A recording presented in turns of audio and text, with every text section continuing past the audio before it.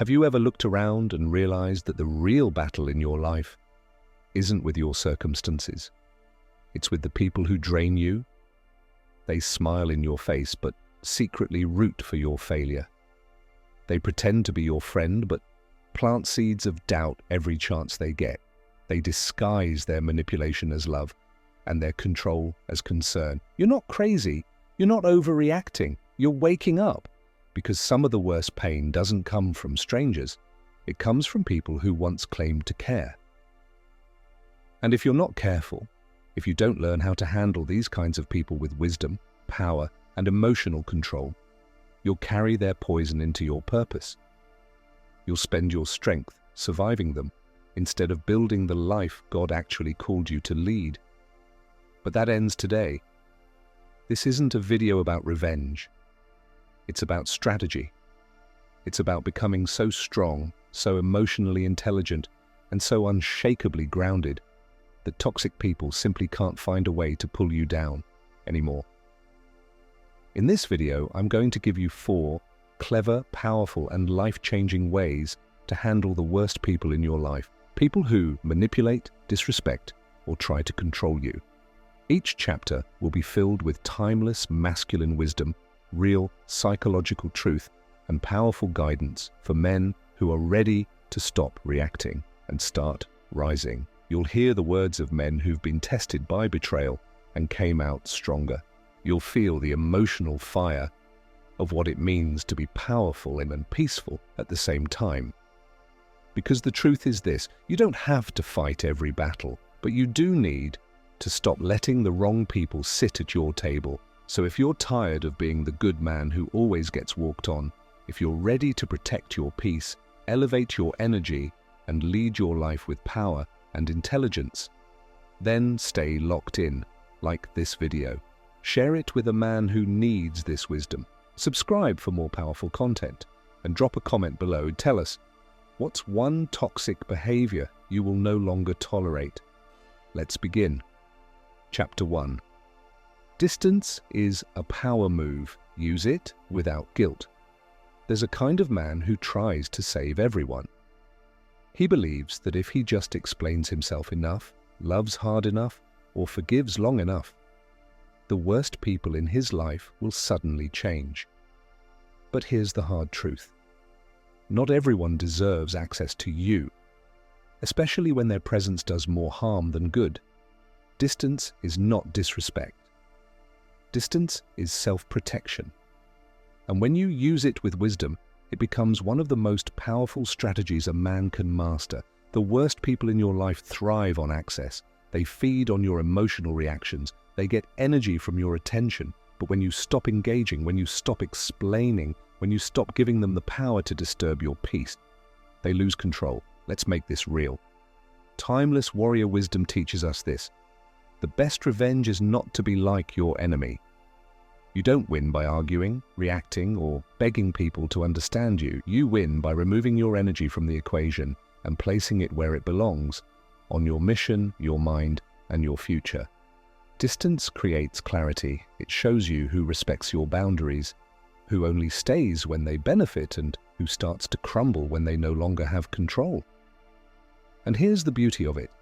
You don't even have to explain the distance.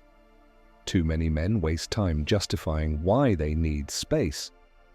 But a king doesn't ask for permission to protect his peace. He just does it. He lets silence speak for him. He lets absence reveal the truth. Because sometimes the greatest lesson you can teach a manipulative person is what life feels like without you. Practical step.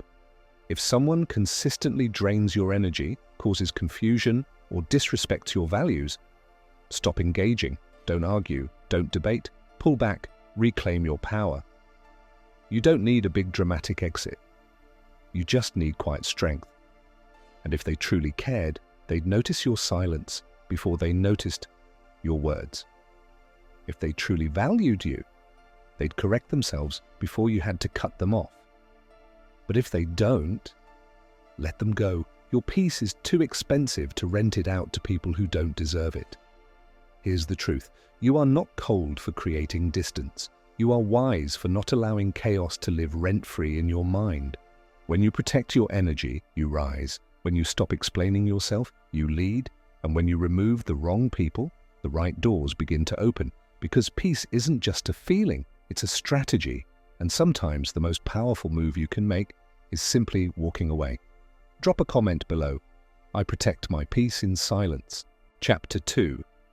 Starve their control. Stop explaining yourself. The worst people in your life don't always need to yell, insult, or hit to control you. Some do it quietly, by making you feel like you owe them an explanation for everything. Why you didn't call, why you said no, why you made that decision. They don't ask because they care. They ask because they want control. Understand this. When someone constantly demands explanations, they're not always looking for clarity. They're looking for leverage. And the moment you start defending your every move, you've handed them the playbook to your emotions. You cannot lead your life like a man if you're always explaining yourself like a child. You don't owe an answer for every boundary you set. You don't have to justify your decisions to people who wouldn't understand your vision anyway. There's a deep freedom that comes when you stop over-explaining, and that freedom is power. Ironclad manhood law says a lion doesn't turn around when a small dog barks. A lion doesn't need to defend its presence. It simply stands, and so should you. Because once you start explaining yourself to the wrong people, they'll twist your words, they'll question your motives, they'll use your honesty against you. But silence? Silence makes people uncomfortable, especially those who were used to having emotional control over you. And this is why toxic people often say, you've changed when you stop explaining yourself. No, you haven't changed. You've just realized that defending your every move is draining your strength, and you need that strength for bigger things. You are not required to be understood to be at peace. Read that again. When you spend your life trying to be understood by people who are committed to misunderstanding you, you waste the energy that was meant to build your future. The moment you stop defending yourself is the moment you begin leading yourself. And a man who leads himself is hard to manipulate. Practical step. The next time someone tries to corner you into over-explaining, simply say, that decision is final, or this is what's best for me right now. Say it calmly, say it once, then move forward with dignity. Don't argue, don't elaborate, don't get emotional, because nothing confuses a manipulator more than a man who refuses to dance to their emotional tune. They'll poke, they'll question, they'll guilt trip you. But if you hold your line with quiet confidence, they'll realize their power is gone. And here's the deeper truth. You don't need them to agree with you. You don't need them to support your decision. All you need is clarity in your spirit and the courage to walk forward anyway. This is what emotional authority looks like, and once you develop it, toxic people stop being your problem and start revealing their own. When you stop explaining, you stop shrinking, and when you stop shrinking, you finally stand tall in your own life. Drop a comment below. No more over-explaining. Chapter 3. Recognize the power of silence. Let your actions speak. When you walk in power, you don't need to shout about it. Your actions speak louder than words ever could. The worst people in your life thrive on your reaction. They want you to engage. They want you to lose your composure. They want to see you defend yourself, explain yourself, justify your worth. And every time you give in, you play right into their hands. But when you choose silence instead of a heated response, you take control. You regain your power. Unbreakable manhood principle states, a wise man doesn't need to prove himself to anyone. When you become comfortable with silence, you become unstoppable. Silence isn't weakness, it's a strategy. It's not just an absence of noise, it's the presence of power. Here's the key. People who understand their worth don't need constant validation. They don't need to argue for their value. Their presence speaks for them. And this is what toxic people can't handle, because their world thrives on drama, noise, and emotional manipulation. They feed off of creating chaos. They want you tangled in their web, making you doubt yourself, questioning your decisions, and reacting to their negativity. But when you refuse to engage and choose to stay silent, you're telling them one thing: you are no longer worth my energy. Here's a principle every man must understand. You cannot rise while you're still engaging with people who want to see you fall. Let that sink in. You can't soar while you're still trying to prove yourself to people who don't have the capacity to appreciate you. The toxic people in your life have already decided who you are, and no amount of defending or explaining will change that. You will never earn their respect by meeting them on their level.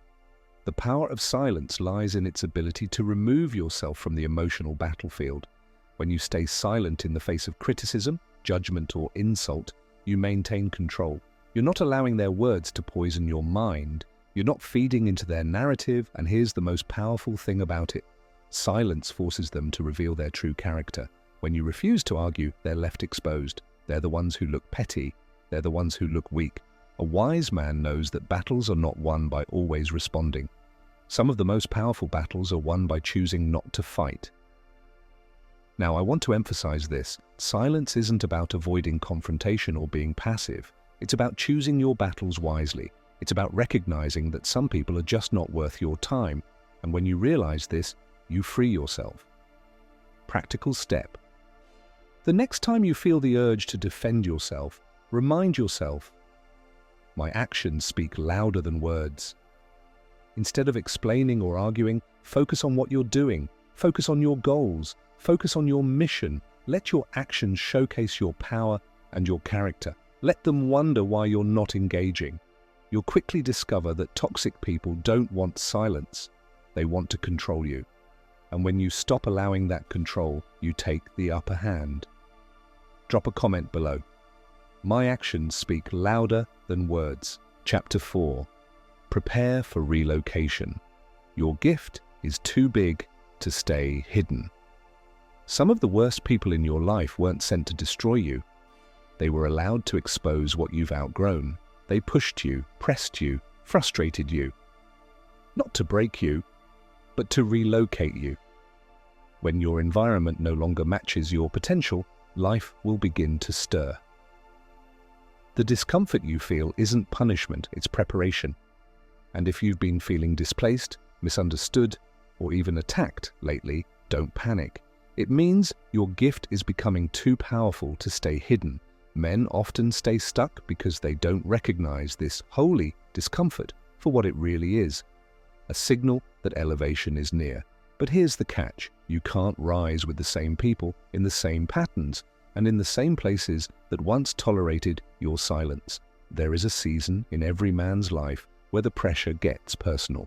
People start turning, opportunities seem blocked, and voices around you get louder, more critical, more draining. But listen closely. This is where your next level is being born. Ancient wisdom reminds us, the stone the builders rejected has become the cornerstone. What they dismissed is what God will use. That's why rejection often comes before recognition.